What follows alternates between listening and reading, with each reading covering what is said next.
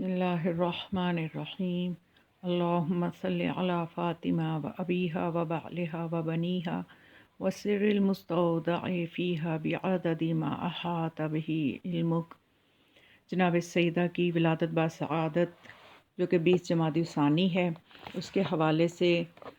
एक आयत के रेफरेंस से बीबी की अज़मत के लिए कुछ बयान करना चाहती हूँ, ताकि 20 जमादी सानी के सदक़े से हमें बीबी की विलादत के हवाले से जो बीबी की अज़मत है,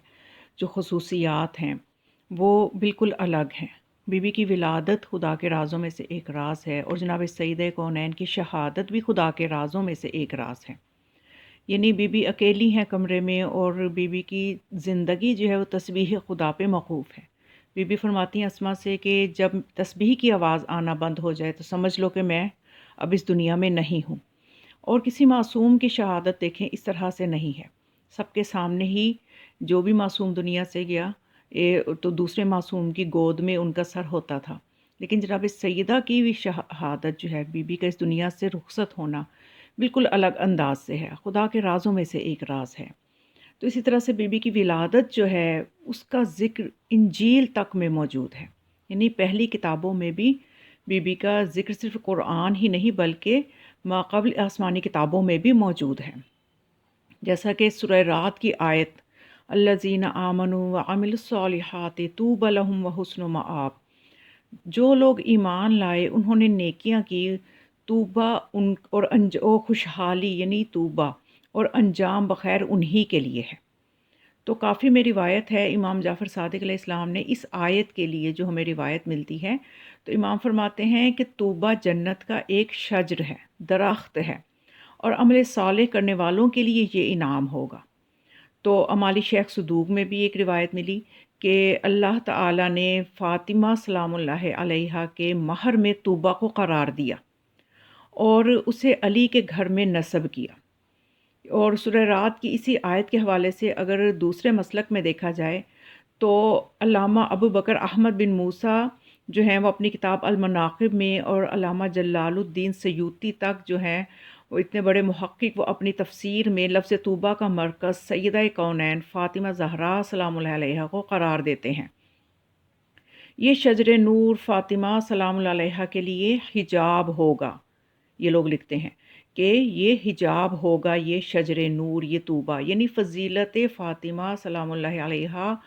और तूबा अल्लाह रब्बुल इज़्ज़त का अज़ीम राज है। और इब्ने अबी हातिम ने तो बहुत ही खूबसूरत एक रिवायत पेश की कि इब्ने अबी हातिम ने इब्ने सैयद से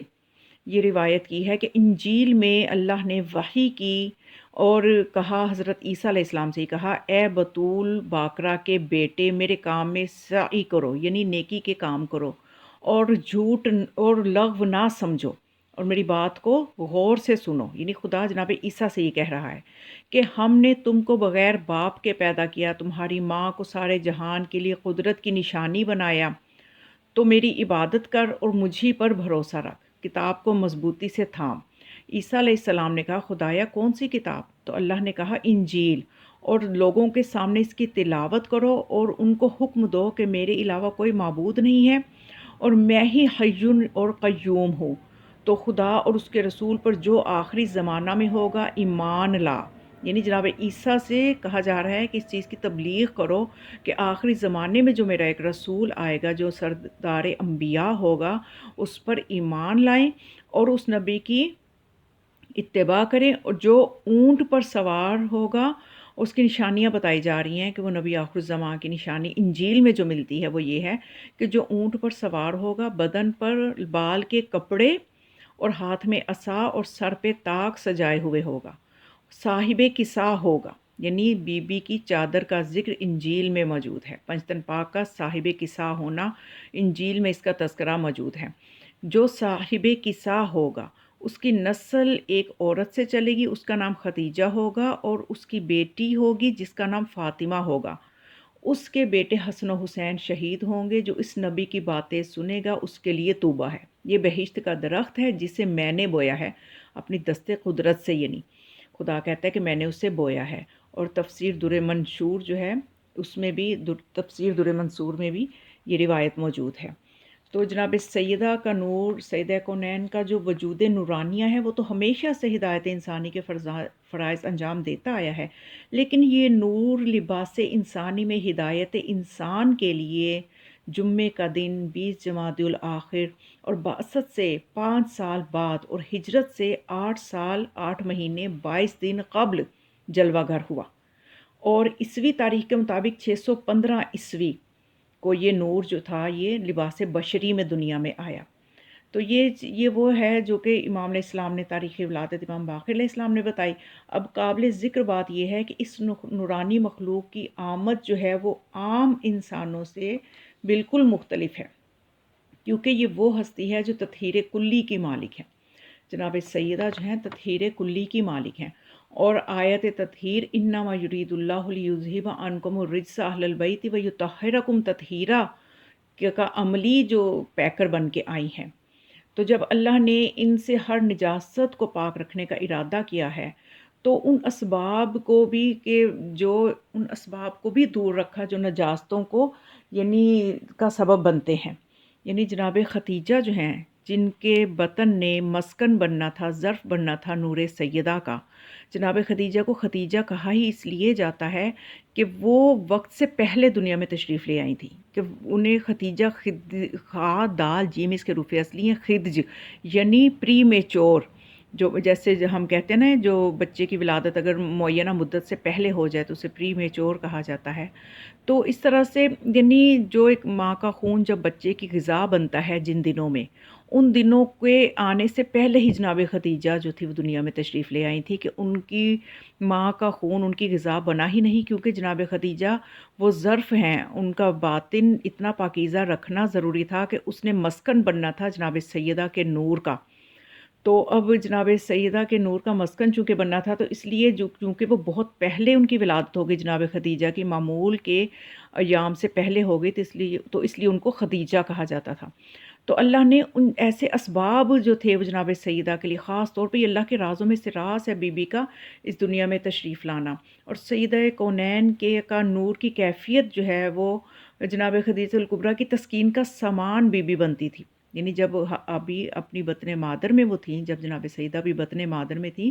تو جناب خدیجہ الکبریٰ کی تسکین کا سامان تھی، اور جب 5 بسط کو دنیا میں ظہور کر کے سید الانبیاء سے ابتری کا نشان مٹا کر کفار کے طعنوں کا جواب دے کر بی بی دنیا میں تشریف لائیں، تو اس طرح سے کہ وہ بھی عام بچوں کی طرح نہیں، بلکہ جناب سیدہ کا نور جب اس دنیا میں آیا تو در و دیوار روشن ہو گئے، اور جناب سیدہ جو تھیں وہ یہ کلام کر رہی تھیں، دنیا میں تشریف لائیں تو یہ کلام کر رہی تھیں، اشہد ان لا الہ الا اللہ وان ابی رسول اللہ سید الانبیاء وان بالی سید الاوصیاء وولدی سعادت الاسوات، کہ میں گواہی دیتی ہوں کہ سوائے ذات وحدہ لا شریک کے کوئی خدا نہیں، اور میرے پدر بزرگوار خدا کے رسول ہیں، سردار انبیاء ہیں، اور میرا شوہر سردار اوصیاء ہے، اور میری اولاد بہتر از انبیاء بنی اسرائیل ہے۔ پھر بی بی نے ان تمام بیویوں کو جو بی بی کی خدمت کے لیے اس وقت آئی تھیں، اب وہ کوئی عام خواتین نہیں تھی، کوئی مکے کی عام خواتین نہیں تھی، ان کے لیے تو راستہ ہی بند ہو گیا نا، خود اس وجہ سے کہ جناب ختیجہ کو انہوں نے یہ طعنہ دیا کہ ہم نے منع کیا تھا کہ ادھر شادی نہ کروانا، تم نے ہماری نہیں مانی، تو آج ہم تمہاری مدد نہیں کریں گی۔ تو اصل میں خدا ان کی مدد لینا نہیں چاہتا تھا، نور نے دنیا میں آنا تھا، تو ان کے لیے ایسی ہی باعظمت بیویوں کی ضرورت تھی کہ جو اس وقت جناب ختیجہ کے لیے وہاں خدمت گزاری کرنے کے لیے تشریف لائیں۔ ان میں کون کون سی بیویاں تھیں؟ سارہ زوجہ ابراہیم تھی، آسیہ بنت مزاحم تھیں، اور مریم بنت عمران تھی، کلثوم جو کہ خواہر موسیٰ ہیں وہ تھیں، اور یہ بیویاں جو تھیں وہ خدمت کے لیے وہاں موجود تھیں۔ پھر جب بی بی تشریف لائیں تو انہوں نے جب ان کلمات کو ادا کیا، اس کے بعد ان بیویوں کو سلام کیا، جناب فاطمہ سلام اللہ علیہا نے ایک ایک بیوی کا نام لے کر سلام کیا، اور وہ ہنستی ہوئی آپ کی طرف بڑھی، حوروں نے آپس میں مبارکباد دی، اہل آسمان نے ایک دوسرے کو ولادت سیدہ کا مجدہ سنایا، آسمان میں ایک ایسا نور ظاہر ہوا جو اس سے قبل ملائکہ نے کبھی نہ دیکھا تھا۔ اب ان عورتوں نے بھی ایک دوسرے کو مبارکباد دی، اور اس طرح سے جناب خدیجہ کے حوالے اس مولود کو جب کیا گیا تو اس وقت جناب خدیجہ سلام اللہ علیہا خوشی سے مسکرائیں، ان کے چہرے پہ نورانی کیفیت تھی، اور ولادت معصومہ کے حالات اس طرح سے کہ جب ان کو ان کے بابا کے سپرد بی بی کو کیا گیا تو جناب زہرا کو آغوش میں جب لیا سرور کائنات نے کہ جو ان کے لیے تسکین کا باعث تھی، تو اس وقت اس منظر کو ایک شاعر نے بہت اچھے انداز سے پیش کیا ہے: زہرا کو یوں ہے شاہ رسالت لیے ہوئے، زہرا کو یوں ہے شاہ رسالت لیے ہوئے، قرآن جیسے ہو کوئی آیت لیے ہوئے، آغوش مصطفیٰ میں ہے اس شان سے بطول، رحمت ہے اپنی گود میں رحمت لیے ہوئے۔ تو یہ علامہ جوادی کا ایک قطعہ ہے جو کہ بی بی کی ولادت کے اس موقع کے لیے بہت اچھی منظر کشی کر رہا ہے کہ جب